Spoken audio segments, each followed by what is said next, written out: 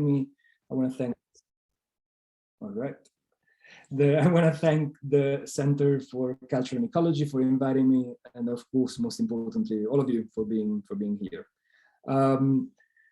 Before I start the proper work, let me share my screen. So we are a relatively small group. So if you have any questions, just interrupt me. I might not be able to see you if you don't use the little hand emoji that you have on Zoom. Otherwise, we can have your question at the end of the talk.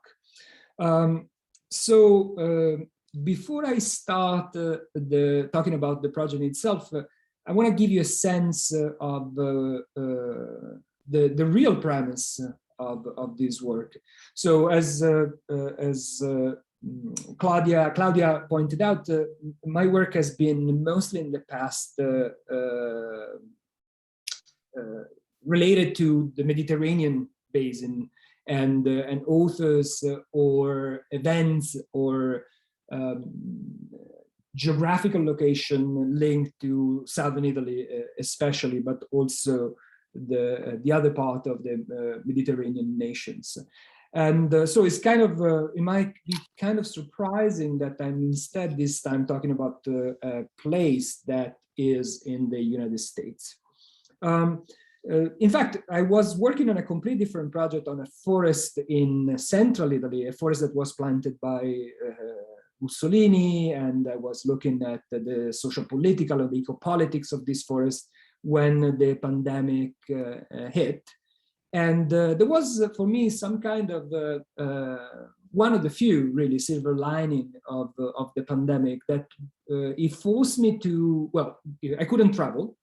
And therefore, it forced me to focus on my own geographical location, my own sense of place, the land where I was and I am currently living, and the history also of this land.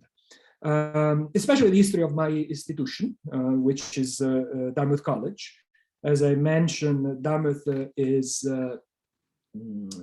the smallest of the Ivy League, so the seventh famous university on the East Coast, and most importantly, the most remote. So we are halfway in between Boston and Montreal, in a state called New Hampshire. We are in a our campus is in a village that is only 10,000 people, plus 4,000 students.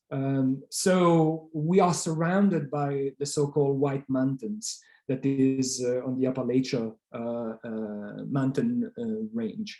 And everything, if I show you around, there are forests, including the Shaker Forest that is somehow 15 kilometers south of where I'm talking today. The history of Dartmouth is important because Dartmouth was founded in 1765, allegedly to educate the indigenous population. So there is also a very strong Native American study department here at Dartmouth. But interestingly, when you read the stories of this land from a social perspective, usually there is the reference to indigenous population is limited to the fact that they existed and now they don't exist anymore. Which is not true, as I will try to point out throughout my talk. But it's such a powerful narrative that you often encounter it. And this is also part of this idea of what an higher ed institution like Dartmouth is. So I started this project first because I took my students to this forest that I will be talking about for an environmental humanity class that I taught.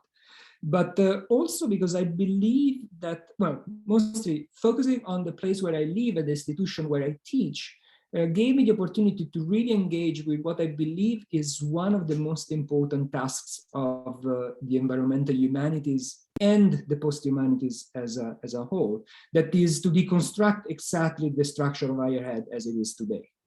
I think is old and doesn't really reflect the kind of challenges that we are facing. So my project that is really a project that engages with the general public is also meant to reflect and, as I said, deconstruct the way that universities are structured, especially in the US. That is where I know the most. So, okay, that said, today I will be talking about the project in itself, right? So I'm happy to engage with the larger epistemological or methodological issues that are embedded in this project, but today I want to give you just a sense of what the project is, and I'm gonna check whether or not I'll try to stay within the 30 minutes. So first off, this project, and I will be, sometimes reading a few pieces and sometimes just speak. So this project was born of my insatisfaction with the way that, especially in popular culture, the relationship between environmental awareness or environmental consciousness or environmental concerns and technology were usually described. And especially in American culture, but not exclusively, I would say, is part of the Western way to deal with this. When you read the newspaper, there are two main ways to talk about the current crisis in our relationship with the human environment. On the one hand, and again, especially in America, but not exclusively, there is this long tradition of understanding and promoting the non-human world as opposed to human civilization and modernity, right? So there is just to quote the most positive somehow example, from Thoreau to Muir, to some of our contemporary deep ecologists, being nature has been conceptualized as a cleansing from the modern world. So we are told that a walk into the woods is an opportunity to turn off our technological devices, and that the solution to our current social environmental distress lies in rediscovering a natural state allegedly untouched by human presence. This is so strong that when I took my students to the Shaker Forest for the first time, they thought that there was exactly the kind of experience of the wild that they never had, because they come from urban center usually, right? So that we were in a pristine environment that has been never touched by human hands, which is clearly not true. On the other hand, an equally common approach to this prescribes instead the creation of new and more advanced technologies, which will allow us to tackle a variety of ecological issues. Here, in this case, the message is that only science and technological project will save humanity, and the stroll through the forest, in this case, become only a way to calibrate or recalibrate our technological devices, somehow implicitly reestablishing a certain understanding of techne as dominion over human dominion over the non-human world. Even though these two approaches might seem, especially in the popular press, antithetical, they share instead a radical disregard for the intertwined dynamics of human and non-human histories. And to a certain extent, my project tries to go back from a completely different perspective to the root, the etymological root of the word ecology, that, as you well know,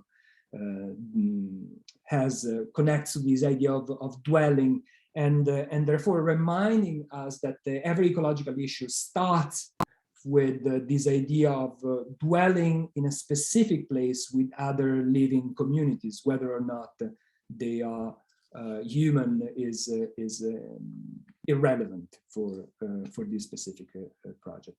In a sense, as you know, this project is connected to the larger frame of bioregionalism that focuses not on political necessary boundaries, but on biological and semiotic limits or interfaces. So my project is neither a naive return to nature nor a mean of techno-salvation.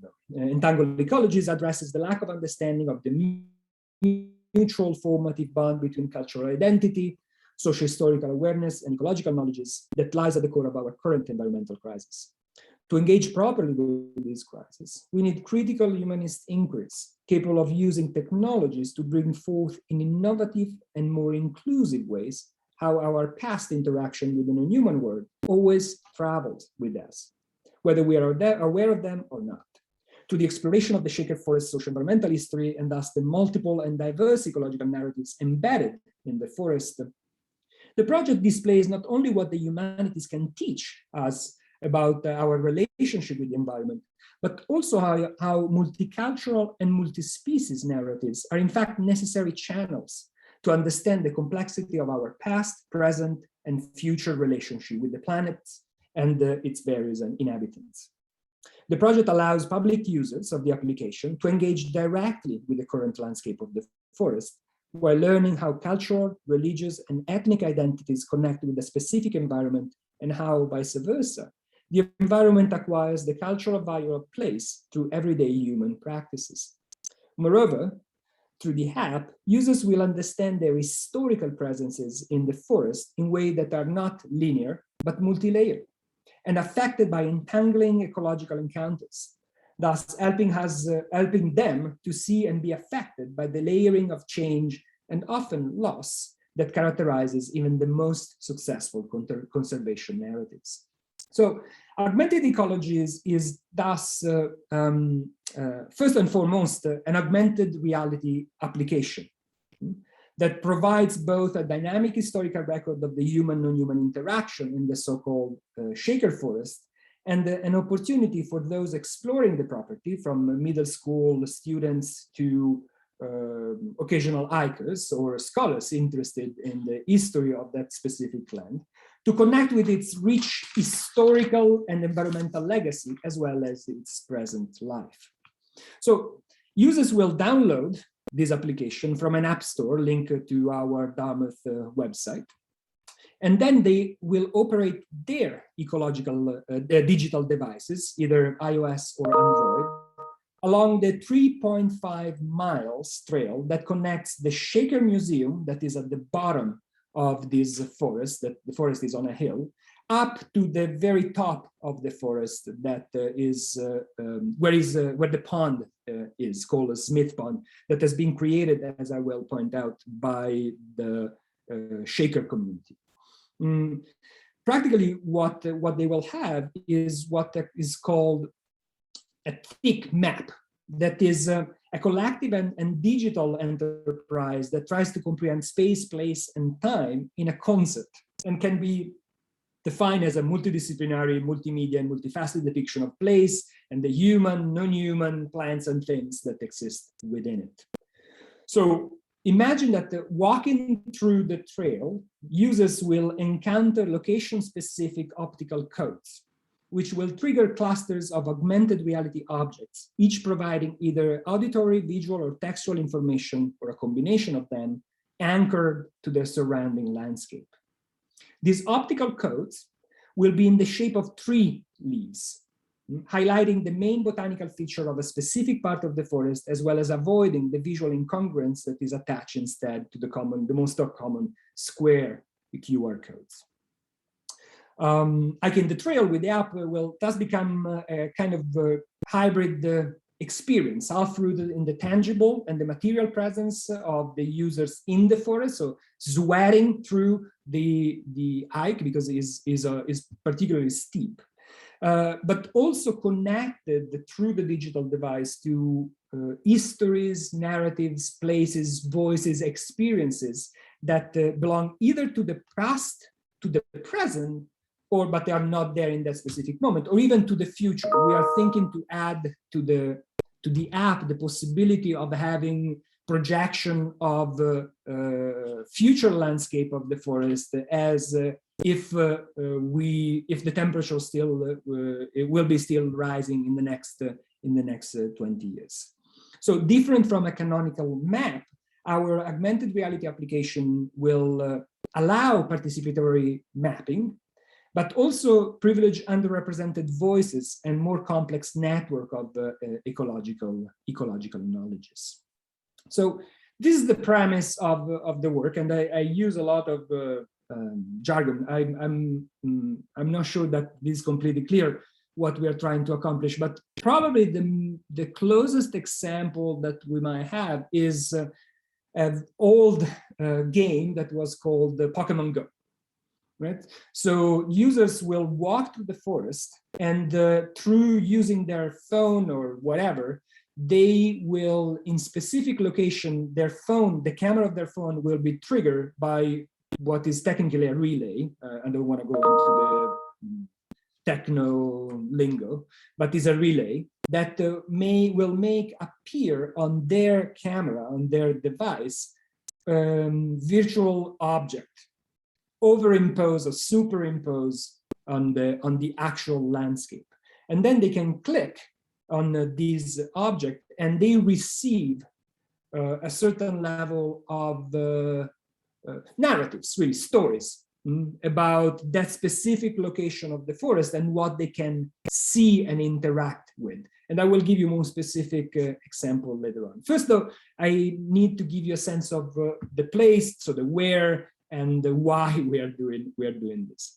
So this is the Shaker Forest, or the Smith Pond Shaker Forest, is in Enfield, New Hampshire, which is, as I said, only, I think, 15 kilometers south of Dartmouth College, and is, as you can see, is a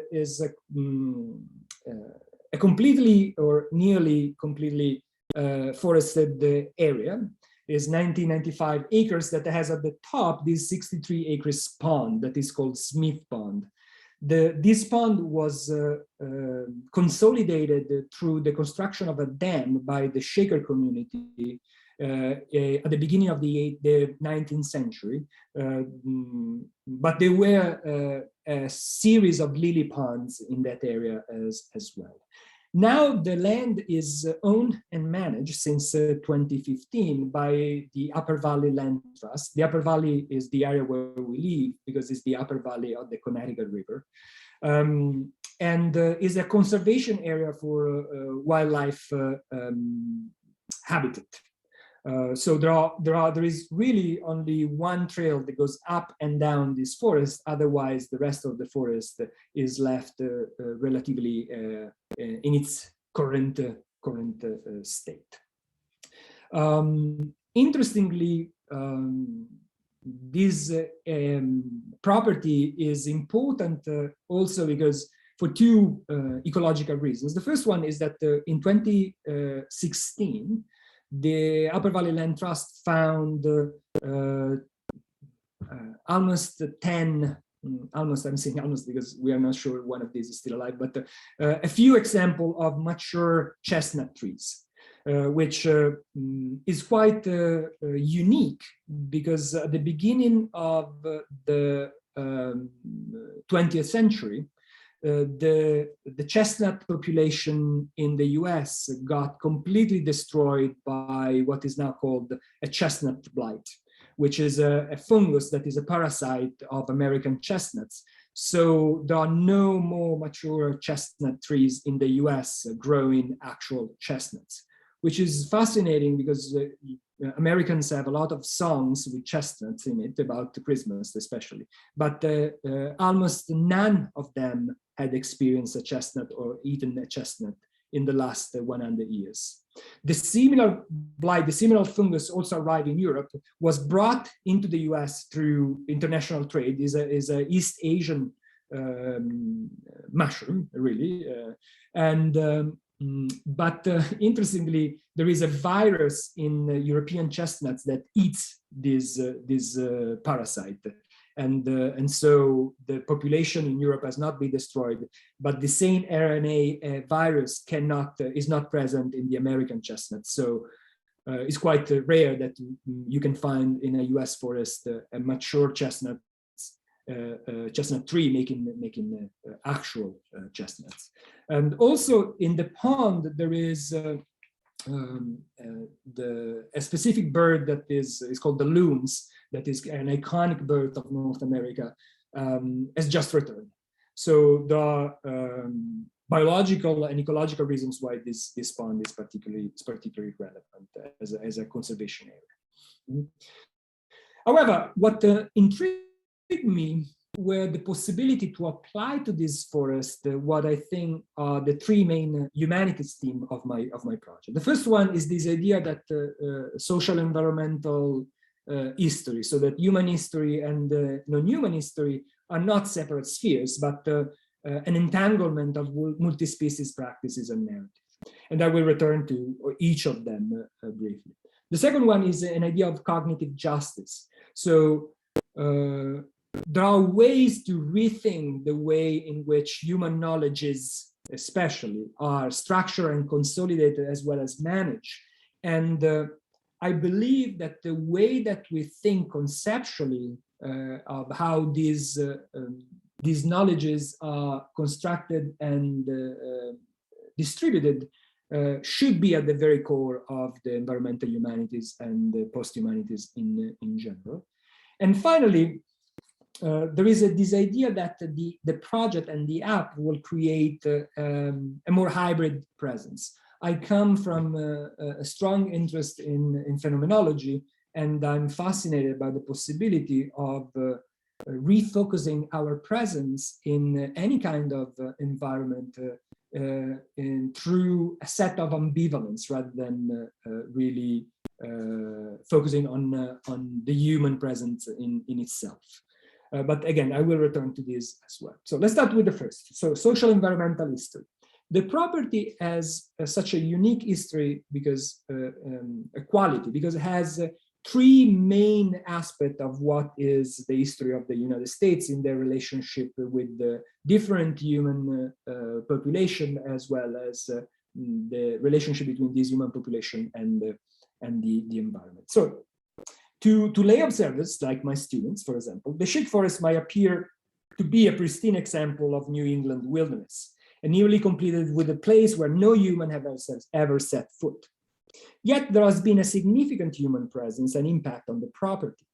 The Shaker Forest is traversed by one of the historic Indian trails of New Hampshire, made in 1967 by the early scholar of New Hampshire Native American history, Chester Price. As Price has pointed out, these trails are the sites of rich history, both of indigenous peoples and the interaction of conflicts between indigenous groups and colonial settlers. In fact, not only have pre-colonial archaeological sites been identified on the shores of both the Mascoma Lake and the nearby Connecticut rivers, but both bodies of water draw their name from the Abenaki and the Mohican language, respectively. So these places, even though a lot of history books say that there is no human history before the Europeans arrived, in fact, they have a very rich history of native people that has been erased when the colonial settler arrived, but is present in the forest in itself. A closer inspection of the forest also reveals traces of another unique social environmental interaction, this time between the Enfield Shaker village and the land. So a small group of the United Society of Believers in Christ's Second Appearing, commonly known as the Shaker, reached the shore of Mascoma Lake in New Hampshire around 1792. Now, the Shakers were born as a mystic group in England, in Liverpool specifically. But then they were founded by this woman who we know, about whom we know very little, but her name was Mary Ann, who then arrived in the United States around the middle of the 18th century. And the unique aspect of them is that they believe that this woman, who now is known as Mother Ann, is the second incarnation of Christ. So is a mystic group that has at its core the fact that a woman and not a man is the representation and the incarnation of divinity, which changed drastically the way that they interact with the world. For example, they believe in gender equality, which allowed them to welcome within their own community a lot of women that at that point in the United States were repudiated or neglected or abused by their husband.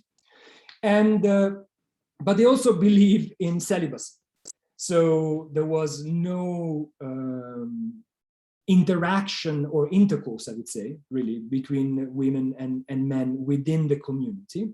So they were able to survive only till the point in which they could adopt the children of these women that they welcome within their own community. In the United States, they are famous for two things. The first one is their incredible ability as furniture makers. So the Shakers in the US, if you talk to somebody, they are known as builders of beautiful chairs and beautiful drawers or something like that. And the second one is that they are called the Shakers because they have mystical dances. So once a day, they collect in this giant building that had a ballroom inside, and they perform these mystical dances for the whole community because it was their way of worshiping. There are also other aspects that are interesting about the Shakers. For example, they were the first to create a seed bank in the United States and distributes the seeds through the mail system throughout the colonies at that point. And they had a quite advanced agricultural knowledge. They invented a few tools for agricultural purposes. And however, nobody has ever written an ecological history of that, which is something that my project is trying also to accomplish. So when the Shakers arrived in Enfield, New Hampshire, around 1792, 1793, we are not sure. The town of Enfield, the only European settlement along the lake, consisted of few small farms surrounded by extensive forest. The Shakers acquired land on the west side of the Mascoma Lake, that is the lake that you can see, well, not probably in this map, but in a previous image that I show you. And they started making several changes to their surrounding landscape. And first they built a giant meeting house that you can see in the picture on the right corner. But then they started creating almost 200 miles of canals to move water from the lily pond at the top of this hill down to their farm that was at the bottom. And they also built 3 dams to allow this water to create reservoir for their whole community. However, at a certain point at the beginning of the 20th century, they were unable to sustain their community, and the 2 last Shaker women were relocated in Maine in 1927, and the whole property was sold to private owners and now is divided between the Upper Valley Land Trust, as I said, and a weird, to be honest, Catholic group that is called La Salette. That is a Canadian enterprise that I'm not even sure. They built a giant shrine on the side of the hill that is just bizarre. Furthermore, in the 20th century, so after 1927, the forest became instead a place for hunting, foraging, and exploring for the whole Mascoma Lake community. So, for example, in the 80s, there was an hermit living in the forest, in a cave in the forest. And there are a few quartz mines that have been used extensively by the Mascoma Lake community as a place to go with children and collect the little quartz. So this peculiar combination of historical and environmental features makes the Shaker Forest both a specifically American landscape, in that it embodies the encounter between transnational trajectory of human and non-human inhabitants and interaction. In fact, a tension between displacement and sense of place, native and non-native, shapes the history of the Shaker Forest. For instance, as the Shakers came from England and took over a land previously inhabited by indigenous tribes, so the chestnut blight that I mentioned, introduced from East Asia by international trade, caused the devastating population collapse of the American chestnut trees at the beginning of the 20th century. Yet, through such transnational journey, new social, cultural, and ecological systems were created, giving birth to new dwelling communities and adding layers to the landscape.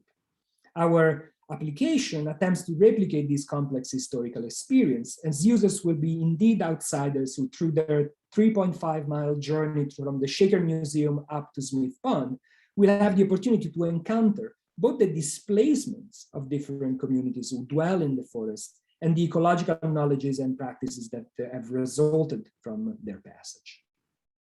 So this is as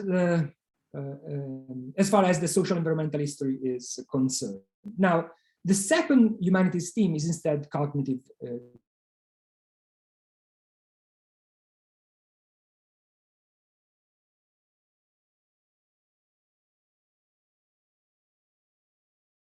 living in there, especially the Kowasak band of the Abenaki people. It is a specific small band that lives 20 miles east of the Shaker forest. You have to understand that also it's important to understand also that mostly that the Abenaki people, they belong to a larger Algonquin language group, and have been recognized by the government only in Maine, that is the state that is east of New Hampshire, and Vermont, that is the state that is west of New Hampshire, but not in New Hampshire. So the Abenaki people are not federally recognized in the United States within New Hampshire, which is a huge problem. So what I did is to work with them as a part of a general effort to rediscover their own ecological knowledges and adding their perspective to the app. Not just simply from the perspective in terms of content, right? Of course, I'm interested, and we are interested to have Abenaki ecological knowledge in the app as part of the narratives, but also epistemologically. That is, how can we frame a Western technology such as augmented reality in ways that not only replicate but mirrors non-Western approaches to the non-human environment. And this is probably the biggest challenge of this work moving forward. The second point is that, as I mentioned, the Shakers had a clear ecological understanding of the world surrounding them, but their knowledge has been neglected, and nobody has ever created any kind of study of their ecologies more generally. And so this is another issue that we want to deal with through the app. We are also collecting the oral history of the different communities that are still living in the area. So we will create a public digital oral history archive that is going to be accessible by everybody, that will collect all the narratives, the oral narratives that we are planning to record in the next 2 years if our application for a federal grant is going to be successful. And finally, we are working with colleagues in ecology, mycology, botany, and zoology, trying to figure out ecosemiotic ways to incorporate non-human knowledge within our application as well. Finally, there is this idea of the hybrid presence. So through our application, users will not only able to read the forest and landscape per se, but they will also reposition themselves as belonging to a broader narrative made by historically and culturally diverse voices and experiences.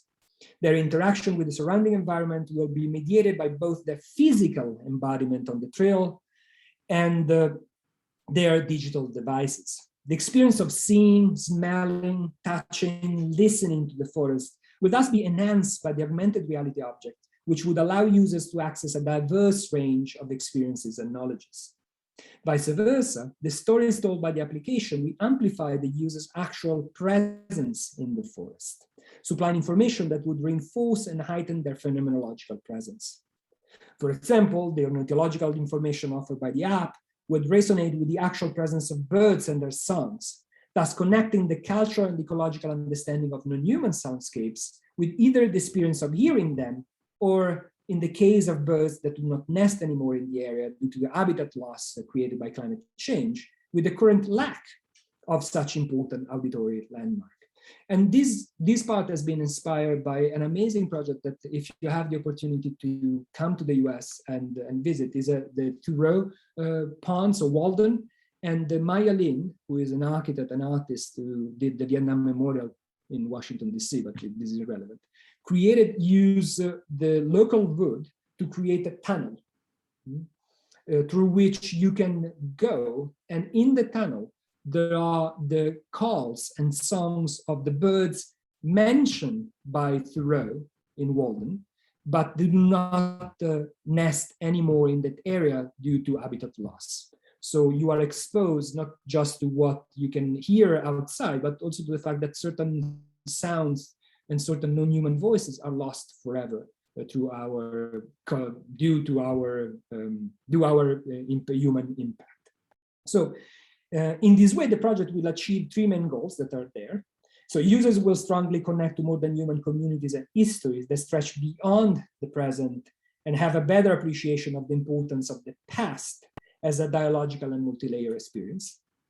They will also undergo a hybrid sense of presence per se, connected to their being in a specific location with its specific contingent characteristics, as well as open to the resurgence of past condition, interaction, and affinities.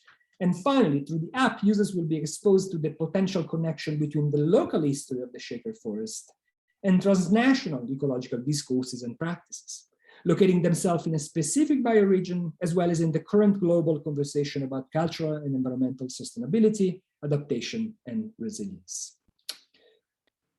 This is an example of the clusters that we are trying to create. It's just an example. We are still very much in the prototyping phase. There are some technological issues connected to having an augmented reality app in a forest that is so remote. So far, augmented reality applications like ours have been used mostly in urban settings, which connectivity is not really a problem.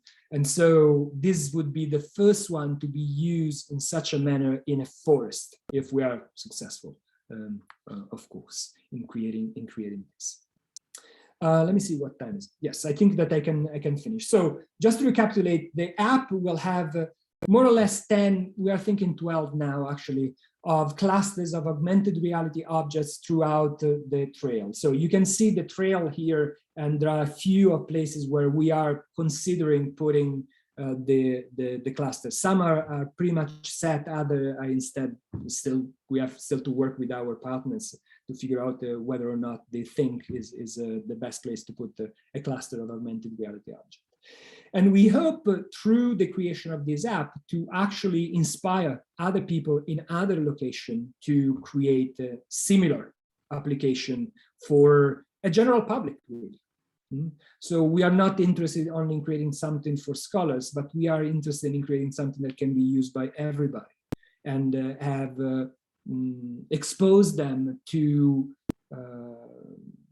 both their own physical presence. Again, I always use the metaphor of sweating through the landscape, but it's important to smell that you are in a forest, to smell yourself walking through the forest, but also this variety of voices and experiences that are always there, but are often submerged or really destroyed, especially in the United States.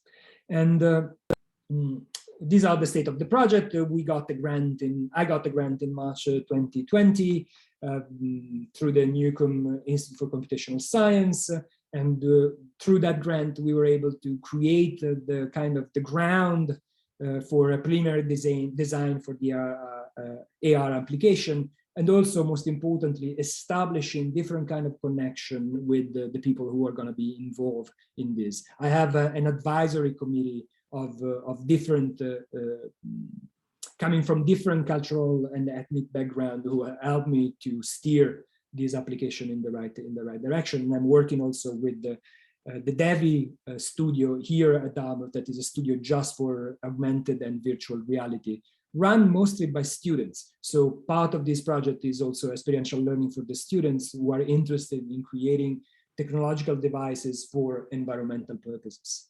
In June 2021, we submitted a proposal to the NEH, so the National Endowment for the Humanities Digital Project for the Public grant, and we are supposed to hear something from the federal government in now at the end of December.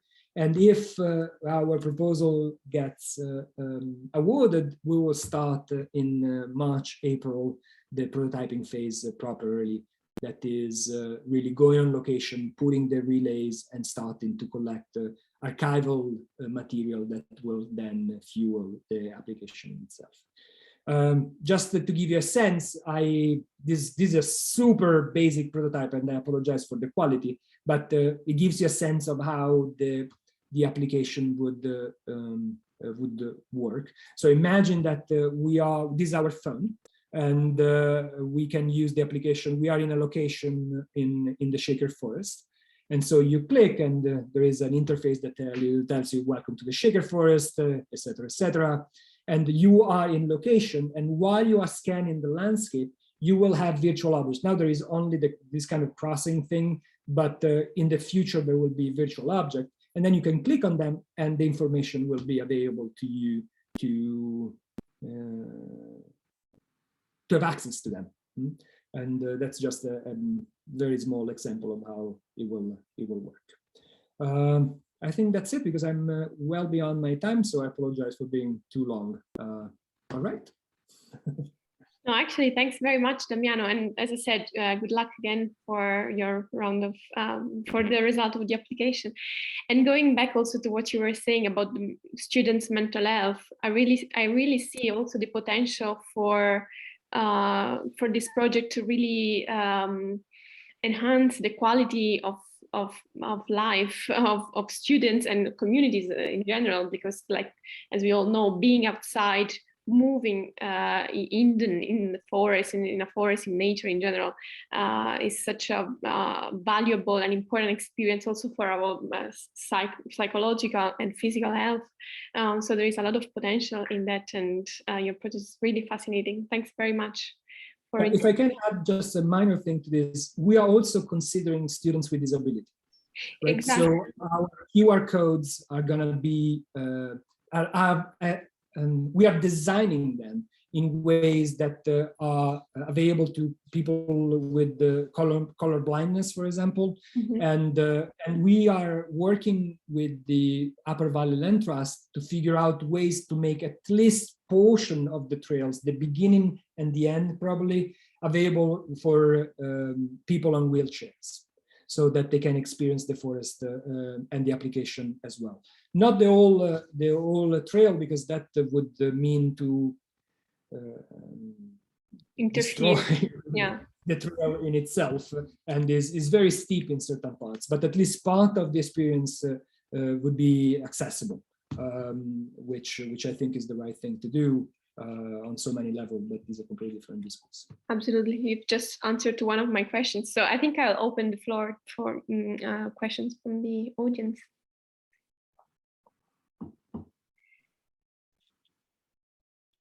Feel free to unmute yourself. Yeah, Deborah, please. Hi, Damiano. I was curious about the. I didn't see you. About the soundscape element of the app, and then at the beginning you mentioned another project dealing with sort of broadly with soundscapes. Can you develop that aspect a little bit? Is there more to say at this point? Not really. There is